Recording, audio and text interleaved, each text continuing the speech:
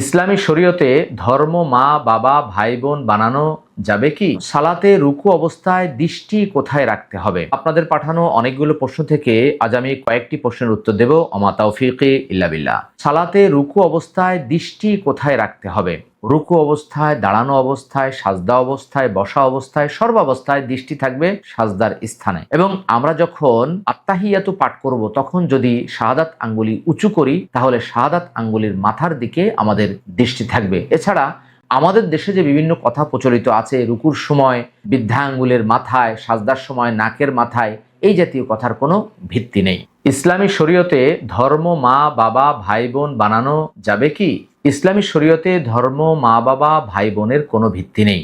33 নম্বর সূরা সূরাল আহজাবের 37 নম্বর আয়াতে যায়েদ রাদিয়াল্লাহু আনহু রাসূলুল্লাহ সাল্লাল্লাহু আলাইহি ওয়াসাল্লামের পালক পুত্র ছিলেন। তিনি যখন তার স্ত্রীকে তালাক দিয়ে দিলেন তখন আল্লাহ তাআলা নবী সাল্লাল্লাহু আলাইহি ওয়াসাল্লামকে তার স্ত্রীকে বিয়ে করার জন্য নির্দেশ প্রদান করলেন। এর মাধ্যমে তিনি জানিয়ে দিলেন যে পালক পুত্র কোনো পুত্রই নয়। ঠিক তেমনিভাবে ধর্মের মা বাবা বা পালক কন্যা, পালক সন্তান ইত্যাদির কোনো ভিত্তি ইসলামে নেই। কেউ যদি চায় তার পালক পুত্রকে বিয়ে করবে তাহলে সে বিয়ে করতে পারবে, কোনো ধরনের বাধা নেই ইসলামের দৃষ্টিকোণ থেকে।